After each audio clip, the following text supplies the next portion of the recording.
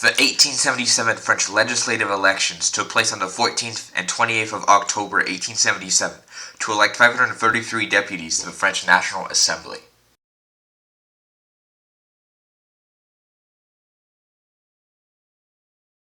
Once again assuming the premiership, Jules Dufaure became the first to govern under the new constitutional laws, which made him the chairman of the Council of Ministers, the French ministerial cabinet.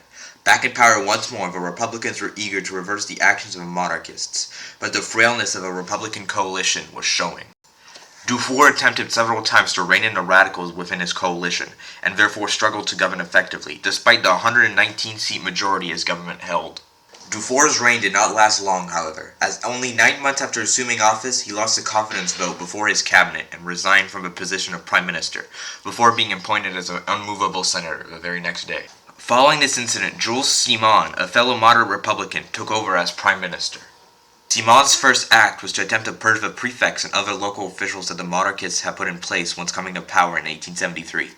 During Simon's short premiership, over 70 monarchist prefects and 1,500 monarchist mayors were replaced with Republicans. These actions strained the already poor relations that existed between Simon's government and President Macmahon.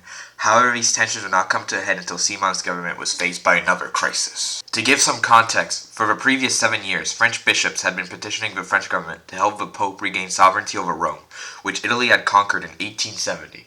Simon's government ignored the petitions, but this was not enough to please the radicals within the Republican coalition.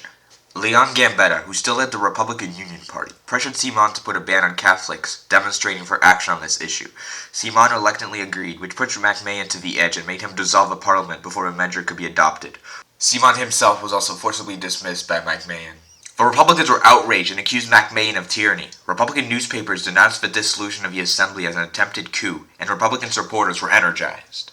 In Simon's place, Macmahon appointed back Albert de Broglie as prime minister, and new elections were called for the 14th and 28th of October. Immediately, the monarchists got back to work trying to reassert their influence. All the prefects and mayors that the Republicans had removed from their posts were reinstated. In addition, 3,000 people were prosecuted on the basis of treason for distributing Republican pamphlets. Many Masonic lodges, Republican clubs, and municipal councils were suspended. Had the monarchists successfully managed to edge themselves back to power? Now let's see the results. Once again, the Republicans came out on top, winning about 325 seats, a clear majority.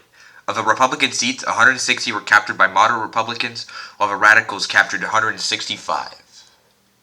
The monarchists experienced a rise, but it was nowhere near enough. They won around 100 seats in total, a small gain since the last election, although they did not manage to come in second place this time.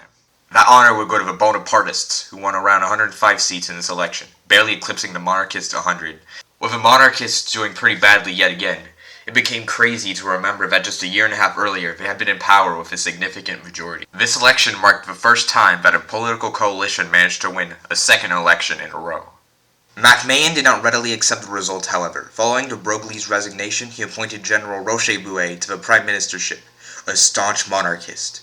The new Republican Assembly refused to take this line down, and voted to cease all communications with Macmahon and Rocher-Bouet. On the floor of the Parliament, Gambetta declared that Macmahon would either have to resign or submit to the Assembly's demands. Macmahon was open to dissolving the Parliament once more, just as Charles X had done, but even the monarchist-controlled Senate was wary to approve such an action, which was now a necessary condition under the constitutional laws. Eventually, Macmahon relented. Rocher-Bouet resigned after only 20 days in office, and Macmahon appointed back Jules Dufaure as prime minister once more. Dufaure is now left nearly in the same position as he had been after the last election. He was the leader of a huge majority coalition, but one that was itself very divided, while faced by a monarchist Senate and a president that were hostile to his every move. We'll see how well Dufaure will do in the next election. Thank you for watching, and tune in for the next election, the election of 1881.